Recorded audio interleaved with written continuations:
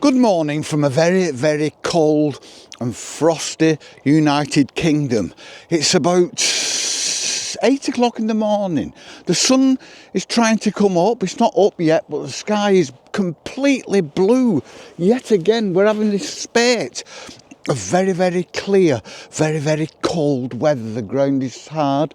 There's frost all over the dead bracken around me. There's a reservoir over to my left. That is called Anglesart Reservoir. There's crows in the trees, as you can hear. It's very, very still again. We got snow warnings. Now, I think the snow is all over Wales, which is just below us, and then up in Scotland, which is above us. And then we've got this area in Lancashire and over into Yorkshire that we don't appear to have any snow, or very little at all. So that's good, isn't it? It means the M62 motorway from Lancashire to Yorkshire may have no trouble, apart from being a bit slippy.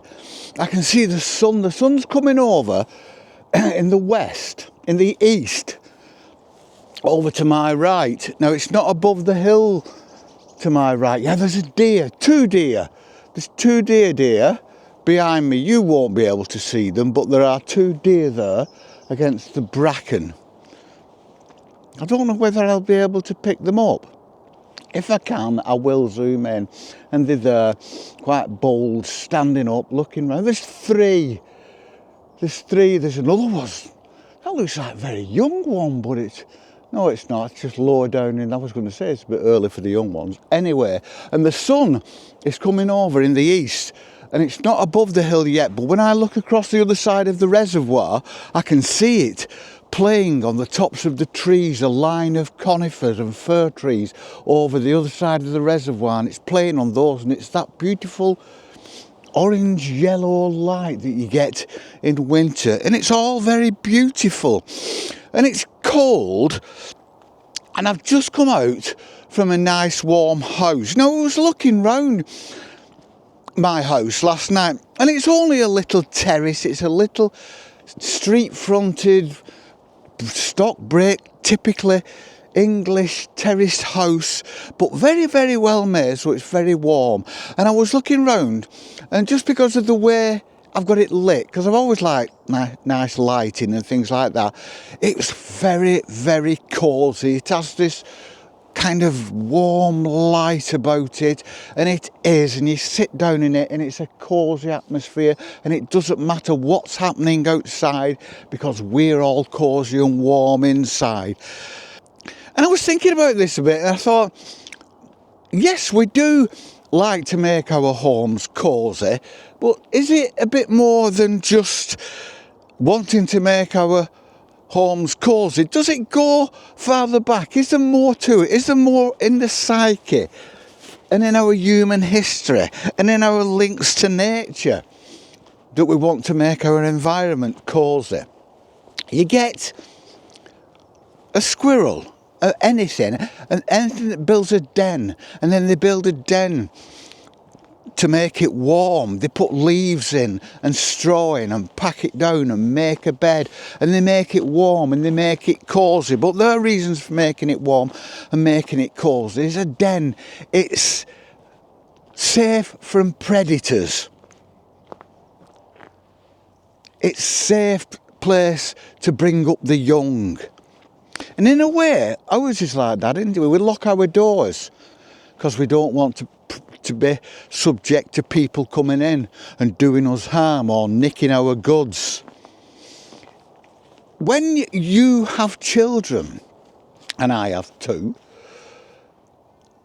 you make the environment nice for them, don't you? You go to great lengths to make the environment nice for them. So now, by having this nice light and these lamps and these cushions and it cosy and warm and the heating on, I'm making that environment nice for me, but also I think I'm making it into what we desired before along came IKEA, when we just wanted it to be safe. We wanted it to be warm so that we weren't made ill by the cold. We wanted it to look nice. We wanted colour in it because it lightens our mood. We wanted it lit nice because that enhances our mood. It makes warm light. I'm not one of these who can sit under the big white light. I don't like that, but most people nowadays seem to want a nice atmosphere. They want it warm. They want that warm light and warm glow. When I go home from here now, I will go into a house that's warm and that's comfortable, and I will take my coat off and it'll just feel warm and cosy and safe. And I think we all desire that, don't we? And I think it does go back a little bit further than just wanting it nice because it's nice to be nice. I think there is something going back a bit further than that, something going back to this desire to feel safe, to feel warm, not just for the pleasure of it, but because warmth denotes safety, almost prosperity.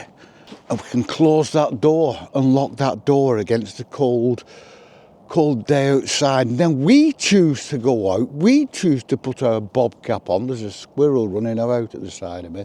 We choose to put our boots on and go out into the cold, and we enjoy that cold and we enjoy the bitterness. We enjoy it out here now with a crystal clear light, so you can almost see into the future. It's so clear and it's still, and it's cold on my hands holding this camera. But we leave the house in the knowledge that we're going to go back to a nice warm house, and that's what makes the experience of wandering about here a bit better. Just the knowledge that we can go home to a warm house that looks nice and feels nice and smells nice and sounds nice, because we have the choices to scent our homes as we wish, to warm our homes as we wish, to decorate our homes as we wish. And that's like our little den, isn't it?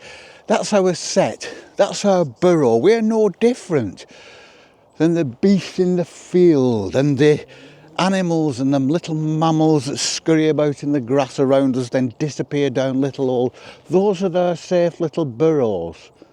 And our house is our safe little burrow where we can keep our family safe, keep our pets safe, keep ourselves safe. And that makes the experience better when you sit there with a cup of tea or a cup of coffee or a bacon sandwich or egg on toast or pizza or spaghetti or a taco or whatever you want to eat, you want to drink, you want to hear, you want to smell. You have crafted your den around that. You have crafted your little burrow in the side of that hill like a hobbit. You've crafted it to be comfortable and safe. But ultimately, I think it all goes back to this primal desire to keep ourselves safe, to keep our pack safe. Everybody's home is like that, isn't it? We feel safe as soon as... whatever threats you feel out in the wide world, whatever tensions you feel, when you close that door behind you, you've closed the door on your little set, your little burrow, and nothing can get you.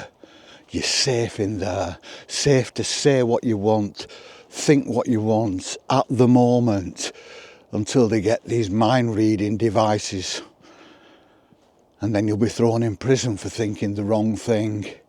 But at the moment we're fine. We can close the door, we can think what we want, we can close the curtains, we can walk around naked if we want. It's our choice. An Englishman's home is his castle, and that goes for everybody across the world, or at least it should. We've just come out of the enervating shadow of the trees, and we're back out into the light, into the sun, and now the sun is coming up. So the sun is now touching the tops of the trees around us, the trees behind us. The sun is playing on the top of those. Pretty soon, and we'll be able to watch it creep down the upper branches, down to the trunks, right down to the floor. It's waking up, and it's just such an uplifting atmosphere. Cold, very cold. Should that be unpleasant? I don't know. I'm wrapped up well against it, but I think that that you might find the temperature not to your liking, but I think you can't have this kind of an experience without the cold temperatures nipping at your nose and nipping at your fingers and nipping at your toes. That's part of the price we pay for this beauty. And it's great, and like I've said before, I wander about here 12 months of the year, so I kind of experience every change, and I've said before, every time I come out, it's still beautiful, but it's beautiful in a different kind of way. Everything's got a charm. There's this, it's very, very, it's so still. There is not a breath of wind. It is so still. And I look round at the bare branches and the bare trunks of the trees and the crisp leaves all over the ground, and this dry stone wall at the side of me stretching on like a snake. It just like weaves its way through the countryside at the edge of this frozen reservoir.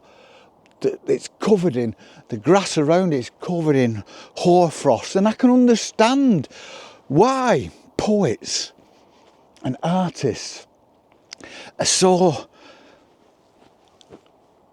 motivated to write about it, to write prose, to write verse, to paint, to draw, just to kind of get out this feeling, this emotion you have for it. Because I think that's what it is when you write something, photograph something, paint something.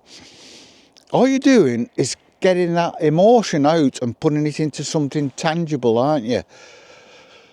So it does. This time of year motivates, and it motivates me. The sun now has come down. You can probably see it there. It's come right down onto the edge of the reservoir across from me. And it's this wonderful yellow, golden light. And it's creeping across, very rapidly creeping across the reservoir towards me. We're going to walk towards it shortly. We will walk from the shadow into the light, which is such a metaphor, isn't it? But basically, walking literally from the shadow into the light is as uplifting a feeling as walking from any kind of shadow, an emotional shadow, any kind of oppression, into the light, say the light of freedom, the light of realisation, the eureka moment light. This kind of literally walking from the shadow to the light is just as significant.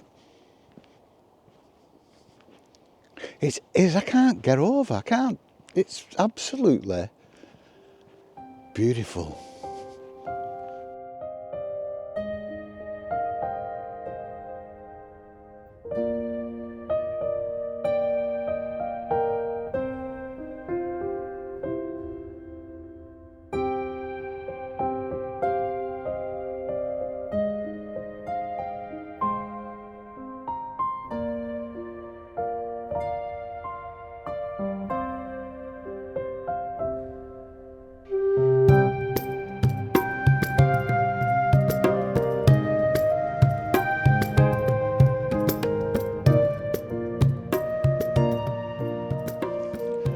These are the mornings when you kind of walk. I'm walking away I'm still walking away from the car, but these are the kind of mornings that you have this kind of almost mixed feeling when you're out walking, and it's frosty and it's cold and the ground is hard and it's nipping at your fingers and nipping at your nose and nipping at your toes, and you have this feeling that you are enjoying this immensely.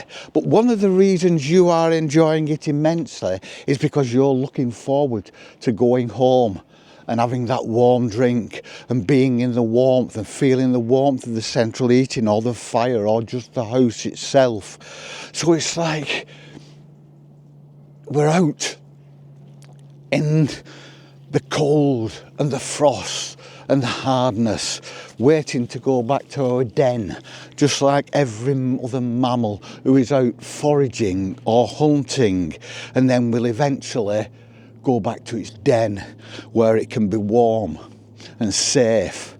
And that's all we are, aren't we? We're just animals like all the other animals going out.